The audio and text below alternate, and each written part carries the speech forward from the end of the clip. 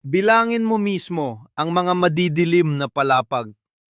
Kahit sinong nakatayo sa Sheikh Zayed Road pagkalipas ng 9:00 ng gabi ay kayang gawin ito at patuloy na tumataas ang bilang. 32, 41. Sa isang tour malapit sa Business Bay, nakabilang ako ng 63 sunod-sunod na palapag na walang kahit anong ilaw. Hindi nakahina, walang kortina, madilim lang talaga. Ang ganyang kadiliman ay nangangahulugang walang tao. Sa loob, walang nakatira at tahimik ng sumuko ang pamunuan ng gusali sa pagpapanggap. Mula sa ibaba, ang mga toring ito ay parang mga monumento. Sa malayo, kapag gabi lumalabas ang totoong kulay nila. 50 bilyong dolyar na halaga ng mga patayong multong bayan na umausbong sa gitna ng bisyerto. At ang bilang na yan ay hindi pinalabis ayon sa property consultancy na ValueStrat at sa datos na kinalap mismo ng Ahensya ng Regulasyon sa Real Estate ng Dubai. Ang tinatayang pinagsamang halaga ng pagpapatayo ng mga kasalukuyang hindi nabebenta at walang nakatirang luhong tirahan sa Dubai ay lumampas na sa 50 bilyong dolyar nitong simula ng taong 2026. Kasama rito ang mga natapos na turbahagyang tapos na gusali at mga naibenta bago maitayo sa mga mamimiling. Hindi naman lumipat kailanman. At sa ilang pagkakataon, hindi talaga nila balak gawin ito. Hindi ito simpleng pagtatama ng merkado o panapanahong pagbaba lamang. Ito ay isang malaking agwat sa pagitan ng itinayo ng Dubai at ng totoong kailangan ng mundo. At ngayon, ang mismong tanawin ng mga gusali ang pinakamatinding patunay. Pag-ususapan natin kung paano tayo humantong dito. Dahil hindi ito nangyari sa isang gabi lang at ang kwento ay mas komplikado kaysa sa anumang ulo ng balita. Sa pagitan ng Enero 2023 at Marso 2026, nag-apruba ang Dubai ng mga permit sa pagpapatayo para sa mahigit 120,000 bagong tirahan. Sa kaparehong panahon ayon sa ulat ng CBRE, Middle East, halos 58,000 lamang ang aktwal na nakuha o nabili sa merkado. Nag-iiwan ito ng agwat na mahigit 60,000 unit at pinalalampas pa natin dyan ang totoong bilang ng mga nabili. Itinuturing ng CBRE na nakuha na ang isang unit sa sandaling sumara ang benta sa papel, hindi kapag may lumipat na nag-ayos ng gamit at nagbayad ng kuryente. Ang totoong agwat sa okupasyon ay tiyak na mas malawak pa. Tantiya ng ilang eksperto, posibleng doble ito. Ngayon, ito ang bahaging mas nagpapalala rito. Ang presyo bawat square foot sa mga sikat na lugar sa Dubai, gaya ng Dubai Marina Downtown at Palm Jumeirah, ay sumipa mula 2021 hanggang kalagitnaan ng 2024. Pinag-uusapan natin dito ang 30 hanggang 45% pagtaas depende sa distrito ayon sa ulat sa merkado ng Knight Frank. Ginawang hudyat ng mga developer ang pangtaas na yon. Magtayo pa, magpatayog pa, mas bilisan pa. Pero ang tunay na nagtulak sa mga presyong ito ay hindi natural na pangangailangan sa pabahay. Bunsod ito ng espekulasyon at paglipat ng mga tao matapos ang pandemya, lalo na ng mga remote worker na naghahanap ng magandang klima at walang buwis sa kita. Kasama rito ang mga crypto investor na nagpalit ng digital na kita sa konkretong gusali at ang pagtakas ng kapital ng mga Ruso dahil sa mga parusa. Mayroon ding mayayamang pamilyang Indian na nagpakalat ng yaman sa ibang bansa. Ang bugsong iyon ay umabot sa sukdulan noong kalagitnaan ng 2024. At nang humupa ito, nag-iwan ito ng mga walang lamang salaming gusali sa baybayin, mula sa Marina hanggang sa Dubai Creek Harbor. Maraming impormante mula sa sektor ng real estate sa Dubai na lihim na nagsalita dahil sa kanilang mga kontrata ang naglalarawan ng tahimik na takot sa merkado. Nag-aalok na ngayon ang mga developer ng 18 hanggang 24 na buwang hulugan matapos makuha ang susi, libreng kasangkapan, walang bayad sa serbisyo at garantisadong upa para lamang mabawasan ang kanilang inventaryo. Ayon sa isang impormante mula sa malaking kumpanya ng pabahay sa Emirates, triple na ang hindi nila nabentang unit simula noong kalagitnaan ng 2024. Triple. At hindi lang sila. Sinabi ng isa pang impormante mula sa isang ahensya na may mahigit 200 ahente sa lungsod na binawasan ang kanilang komisyon dahil bumagsak ang benta kahit pa dumarami ang inaalok na ari-arian. Ito ang totoong senaryo kung titignan natin sa mismong lugar. Ang infinity pool sa ika-57 palapag ay tuyo na simula pa noong Nobyembre. Hindi ito dahil sa pagkukumpuni at hindi rin dahil sa taglamig. Pinuyuan ito dahil hindi praktikal ang gastos sa pagpapainit at paglalagay ng chemical sa pool para lamang sa 4 na residente sa isang gusaling may 310 unit. Ang palapag para sa spa na ibinandera bilang world-class na pasilidad sa mga pamphlet ay hindi pa kailanman nagbukas. Nailagay na ang mga kagamitan at naikabit na ang mga baldosa. Hindi pa kailanman nabubuksan ang pinto nito para sa mga customer. Ang reception desk sa lobby ay may iisang empleyado lamang mula alas 8 ng umaga hanggang alas 4 ng hapon. Pagkatapos nyon, kailangan mo nang tawagan ang numero ng telepono na nakadikit sa marmol na counter gamit ang scotch tape. Ang gusaling ito ay ibinigay 18 buwan nang nakalipas na may panimulang presyo na 4,200 dirham bawat square foot. Ayon sa mga nakatira na nakausap ng mga mamamahayag ng golf property, wala pang 70 sa 310 unit ang may nakatira. Iyan ay 77% bakanting espasyo sa isang gusali na balita ay sold out na. Maglakad ka sa parking garage at makikita mo ito. May mga hanay ng bakanting paradahan na walang bahid ng gulong sa semento o mansa ng langis. Ang mga pwestong ito ay hindi pa nagkaroon ng nakaparadang sasakyan. Sumakay ka sa elevator papuntang ika-40 palapag at lumabas sa pasilyo. Malinis ang alpombra, hindi dahil inaalagaan ito, kundi dahil walang naglalakad doon. Hindi pa kailanman nasusuri ang mga tag ng fire extinguisher mula nang ikabit. May kakaibang katahimikan sa isang walang lamang luhong gusali na mahirap ipaliwanag kung hindi mo nararanasan. Hindi ito mapayapa, kundi isang bagay na inaasahan na. Ang mismong gusali ay naghihintay sa buhay na ipinangako sa opisina habang nagiinuman ng champagne, ngunit hindi naman dumating. At ang ganitong takbo ay nauulit sa 12-12 ng proyekto sa buong Emirates.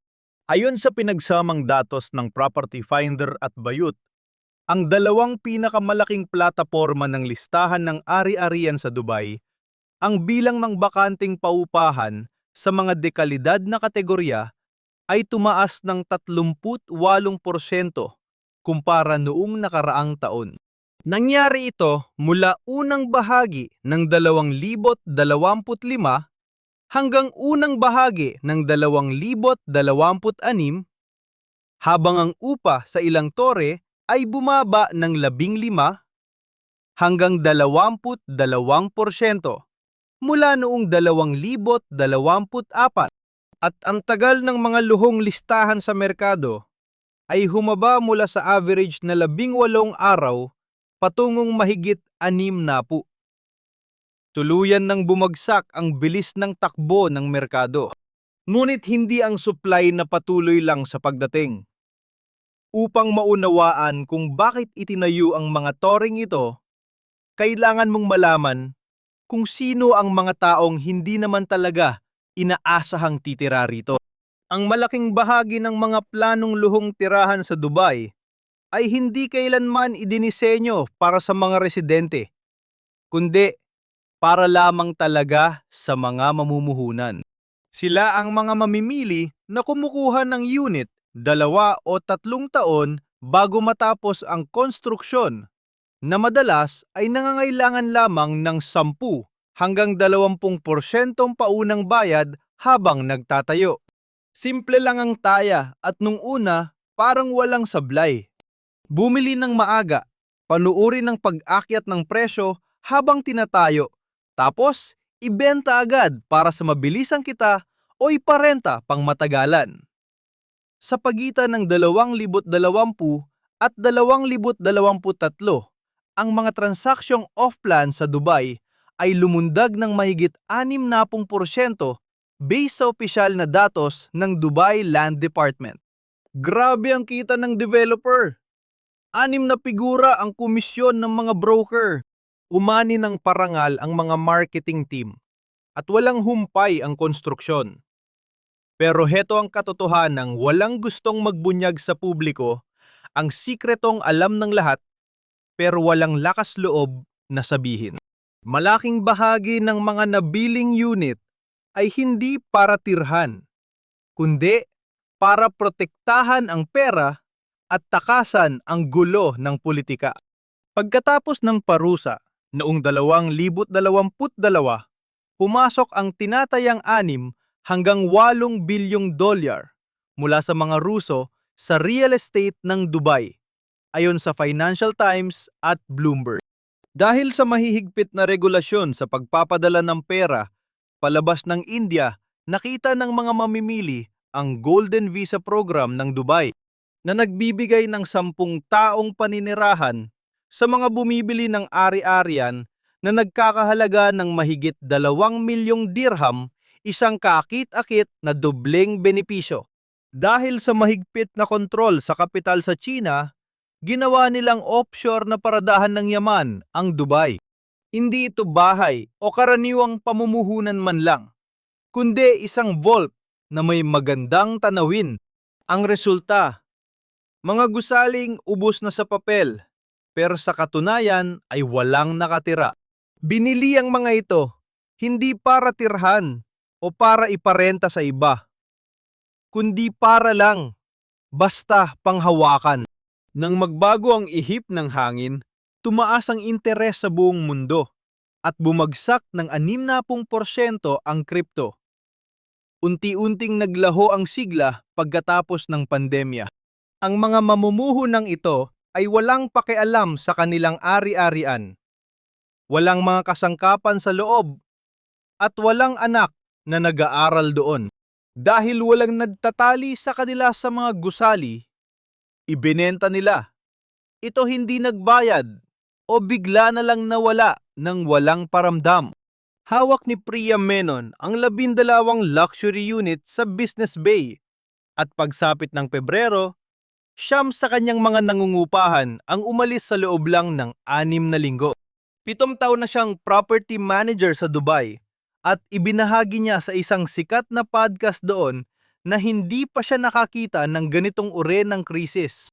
Hindi lang ito sa isang gusali, sabi niya, kundi sa buong portfolio ko talaga.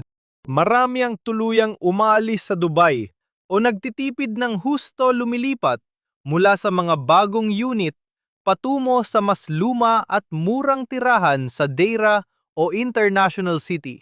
Hindi na makatwiran ang mahal na upa sa mga bagong gusali habang walang pagtaas sa sahod at bumababa ang renta sa iba pang lugar.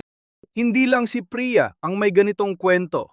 Ayon sa survey ng Azteco, isa sa pinakamatandang kumpanya ng ari-arian sa buong rehiyon ng Gulf. Ang bakanting porsyento sa mga mamahaling tirahan sa Dubai ay lumubos sa mahigit 19%. Ibig sabihin ay halos isa sa bawat 5 maranyang apartment ay walang tao. Nakausap naman natin si James. Hindi niya tunay na pangalan isang Briton na bumili ng off-plan na may 2 silid sa JLT Tower noong 2022 sa halagang 1.8 milyong dirham. 40% ang binayaran niya habang itinatayo ito at ang natira ay sa mortgage sa UAE noong huling bahagi ng 2024. Nung araw na makuha niyang susi, sinabi niyang may 15 katao lang dun sa gusaling sadyang ginawa para sa 400 pamilya. Agad niyang sinubukang iparenta ang unit pinaskil sa lahat ng platform at 3 beses na nagbawas ng presyo sa loob ng 8 buwan.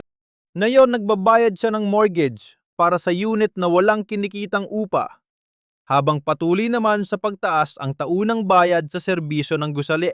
Ito ay dahil ang nakatakdang bayad sa seguridad, pagpapanatili aircon at elevator ay pinaghahati-hatian ng kakaunting residente lamang. Naipit ako, sabi niya, dahil hindi ko ito maibenta sa halaga ng utang ko. Hindi ko maparentahan at hindi ko maiwanan dahil nakatali ang aking visa sa pagmamay-ari nito. Sinasalalamin ni James ang lumalaking grupo sa merkado ng Dubai na kilala bilang mga nag-aalangang bag holder. Sila ang mga naniwala sa kwentong laging tataas ang presyo at ngayon ay sumasalo sa gastusin ng mga bakanteng gusali. Ang kwento niya ay patunay sa panganib kung saan ang kawalan ng nakatira sa gusali ay nagpapabigat sa gastusin ng mga natitirang residente. Itinatanggi naman ng mga opisyal ng Dubai Land Department ang isyong ito at tinukoy ang 12% pagtaas sa mga transaksyon. Suriin natin ang datos na yan. Magkaiba ang bilangan ng benta sa bilang ng mga tunay na nakatira doon. Maaring malakas ang bentahan, pero unti-unting nababawasan ang nakatira dahil sa walang tigil na pagbebenta muli ng mga unit. Ang bawat bagsak presyong bentahan at palitan ng mga investor ay nakatala bilang transaksyon kahit walang nadaragdag na bagong residente sa gusali. Laro lang ito ng agawan ng upuan, hindi totoong pabahay. Kahit pa itinuturo ng mga opisyal ang Expo 2020 bilang patunay ng pangmatagalang demand. Sinasabi rin nilang marami pa ring dayuhang kumpanya ang naglilipat ng kanilang mga pangunahing tanggapan sa Dubai at may katotohanan naman ito. Totoo ang paglipat ng mga kumpanya at lumilika ito ng trabaho at tirahan.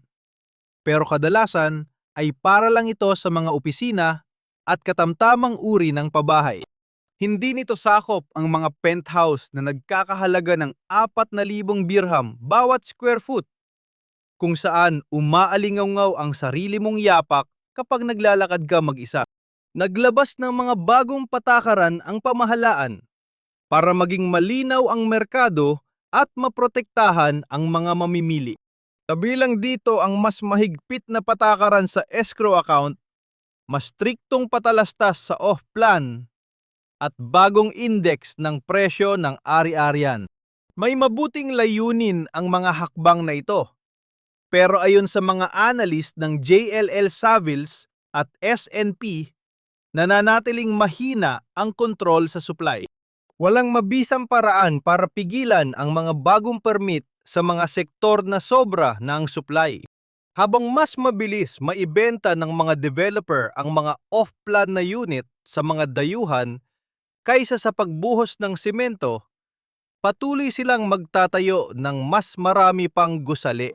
Ayon sa mga projection ng Knight Frank sa taong 2026 hanggang 27 pa lang, may 41 hanggang 55,000 bagong unit na ang nakalinyang itayo. Hindi ito pagbabago para umayos ang merkado. Ito ay isang sistemang humaharurot patungo sa bangin habang nakatitig lang sa sarili nitong salamin. Hindi lang basta nakatayo ang mga bakanting tor. Nilalamon nito ang halaga ng paligid nito. Kapag 30% lang ang nakatira sa isang gusali, malulugi ang mga restaurant sa ibaba. Kasunod ang dry cleaner, ang parmasya, at ang coffee shop na dapat sana ay magsisilbi sa 400 pamilya. Pero ngayon ay 40 na lang. At hindi kailanman magiging paborable ang kita nito sa kahit anong presyo. Ang pagkabakante ng mga tindahan sa mga bagong commercial area sa Dubai ay sumasabay sa pagbaba ng mga residente. Batay sa pinakahuling ulat ng JLL UAE, ang mga bakanteng pwesto sa ibaba ng mga residential tower na itinayo pagkatapos ng 2022 ay lumalagpas na sa 40%. Kung lalakarin natin ng mga ito ngayon, makikita ninyo ang mga nakasarang tindahan sa likod ng madidilim na salamin.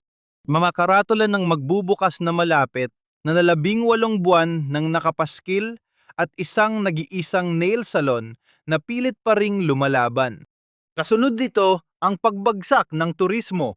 Ang turismo ng Dubai ay umaasa sa imahe ng masiglang lungsod.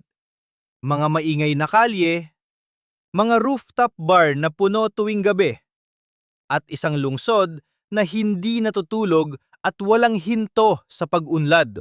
Pero kapag walang tao sa buong distrito at sarili mong yabag lang ang naririnig, sa dalampasigang dapat ay masigla. Magsisimula ng magkalamat ang magandang imaheng ito. Ayon sa STR Global, bumaba sa 73% ang hotel occupancy noong 2025 mula sa 77 noong 2023. Mataas pa rin yan kumpara sa iba, ngunit malinaw na pababa na ang direksyon ng takbo nito. At ang kita ng mga mamahaling hotel sa Dubai ay mas manipis pa sa ginto na nakadikit sa kanilang mga banyo. Balita na ang ilang 5 bituing hotel ay napipilitang magbagsak presyo, nag-aalok ng mga diskwentong imposibleng mangyari. 2 taon na ang nakararaan para lang may maipambayad sa kanilang naglalakihang utang. May mas malalim na panganib sa kanilang tatak at ito ang posibleng maging pinakamatinding dagok sa lahat. Ilang dekada at bilyon-bilyong dolyar ang ginugol ng Dubai sa mga kampanya upang bumuo ng imahe ng tagumpay karanyaan at walang humpay na pag-unlad. Ang tatak na yan ang pinakamahalagang yaman ng buong Emirates. Mas matimbang pa sa kahit anong tore, ngunit napakadali nitong mabasag. At kapag nagsimula ng maglabas ang mga dayuhang media ng mga balitang may pamagat na ghost towers, kapag ang mga travel vlogger at influencer ay nagpost ng mga walang taong lobby na dati ay dinisenyo para mamangha ang lahat doon, na magsisimulang maniwala ang publiko. Magtatagpo na ang katang-isip at katotohanan. At sa isang merkadong nabuo lamang dahil sa galing ng pagpapanggap, kung saan ang Dubai ay simbolo ng luho, ang pagharap sa katotohanan ay hindi lang basta masakit. Ito ay banta sa kanilang mismong kaligtasan. Upang maayos ang sitwasyong ito, may 3 bagay na kailangang mangyari ng magkakasabay. Una, kailangang pabagalin ng husto ang pagtatayo ng mga gusali. Hindi lang 10 o 15%, kundi 40 hanggang 50% upang mapuno ng mga tunay na nangungupahan ang napakaraming bakanteng unit ngayon. Ikalawa, dapat maging matatag ang kita sa upa upang maakit ang mga permanenteng namumuhunan sa halip na mga nagbebenta agad na nangangahulugan ng pagbaba ng presyo ng hindi bababa sa 20% sa mga mamahaling unit. At ikatlo, dapat baguhin ng Dubai ang alok nito mula sa marangyang palabas tungo sa tunay na kalidad ng pamumuhay. Kailangang mamuhunan ng seryoso sa mga pampublikong paaralan, mga ospital, pampublikong sasakyan, at mga pasilidad ng komunidad na hihikayat sa mga pamilya na manatili ng isang dekada. Hindi lang pansamantala para makaiwas sa buwis. Nagsisimula na ang ilan dito tulad ng makabuluhang pagpapalawak ng Dubai Metro. Umuunlad na rin ang antas ng edukasyon, ngunit aabutin pa ito ng maraming taon o isang henerasyon bago tuluyang mahikayat ang mga tao na manirahan dito ng permanente. Ngunit mas mabilis ang pagdami ng bakanting unit. At nais kong ipakita sa inyo kung bakit hindi ito madaling maayos. Sapagkat ang bawat isa sa tatlong solusyong ito ay direktang babangga sa panandaliang kita ng mga developer, ahente, bangko at mga sangay ng gobyerno na siyang nagpapatakbo sa ekonomiya ng Dubai. Ang pagbagal ng konstruksyon ay nangangahulugan din ng pagbagal ng ekonomiya sa lungsod, kung saan ito ang pangunahing pinagkakakitaan. Ang pagbaba naman ng presyo ay magpapalugi sa mga bangko, at ang pamumuhunan sa komunidad ay mahal mabagal at hindi kaakit-akit sa publiko. Hindi ito mag-generate ng magandang post sa Instagram o makatutulong sa pagbebenta gamit ang mga mararangyang modelo at inuming champagne. Kaya ang pinakamadaling paraan ay magtayo pa, mag-advertise, paibenta ang pangarap, at umasang may darating na bagong dayuhang puhunan para punan ang kakulangan. Marahil ay mangyari nga ito. Marami ng beses na nagulat ang merkado. Ngunit ang pag-asa ay hindi isang solusyong pang-ekonomiya. At ang madidilim na gusali sa Sheikh Zayed Road ay hindi kayang buhayin ng kahit anong ad. Hindi ang Dubai ang unang lungsod na nagtayo ng mas mabilis kaysa sa pangangailangan ng tao, at tiyak na hindi ito ang huli. Ang ganitong sistema ay mas matanda pa sa mga naglalakihang gusali. Isang maling paniniwala na dulot ng murang puhunan, maluwag na batas, at ang nakalalamong pag-aakalang ang pag-unlad ay walang katapusan. Nakita natin ito sa Miami noong 2008 nang ang mga bagong tour sa tabing dagat ay nabangkarot sa loob lamang ng 18 buwan. Nasaksihan din natin ito sa mga ghost city ng China sa Hainan, Guizhou at Inner Mongolia. Mga buong distrito na itinayo para sa mga taong hindi naman dumating. Nakita natin ito sa Espanya noong 2009 kung saan ang mga gusali ay naiwang bakante at nabulok sa loob ng isang dekada. Mga monumento ng pag-unlad na naglaho sa isang saglit. Nagbabago ang disenyo at paraan ng pagbebenta, ngunit hindi kailanman ang takbo ng ekonomiya. Ang nagpapabukod tangi sa kwentong ito ng Dubai ay ang hindi mapapantayang tapang ng ginawa nilang pagsusugal. Ngayon, samahan ninyo akong silipin ang lungsod-estadong ito na itinaya ang buong pangalan sa iisang paniniwala na kapag nagtayo ka ng mas mataas, mas makintab, mas marangya, at mas pang-Instagram, tiyak na darating sila. At sa mahabang panahon, naging matagumpay nga sila. Ang tanong na bumabalot sa bawat madilim na gusali rito ngayon, sumabay nga ba ang mundo sa pagbabagong hindi kayang tapatan ng Dubai? Binago ng remote work kung saan gustong tumira ng mayayaman. Nyanig naman ng mga gulo sa politika kung saan dadaloy ang pera. Dahil sa krisis sa klima, binabantayan na ng mga mamumuhunan ang peligro sa lupa rito, kung saan ang init ng tag-araw ay nakamamatay na. At para sa bagong henerasyon ng mayayaman, ang luho ay hindi na ginto, kundi kalikasan kultura at tunay na buhay sa komunidad na tila nawawala rito. 50 bilyong dolyar na salamin at bakal sa disyerto naghihintay sa mga taong baka hindi na dumating. Ang imaheng ito ay hindi lang kwento ng isang lungsod.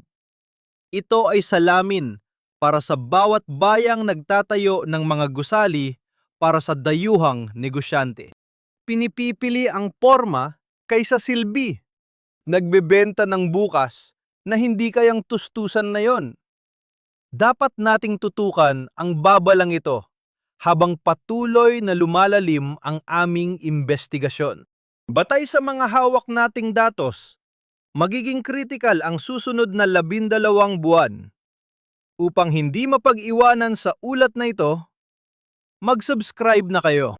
At ayon sa mga impormasyong aming nakakalap, hindi pa rito nagtatapos ang pinakamalaking pagyanig na ito.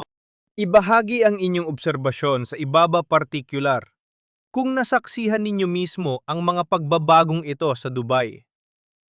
Binabasa ko ang bawat isa. At kung nabuksan nito ang inyong isipan sa katotohanan sa likod ng marangyang lungsod, ibahagi ito. Dahil hindi pa tapos ang kwentong ito.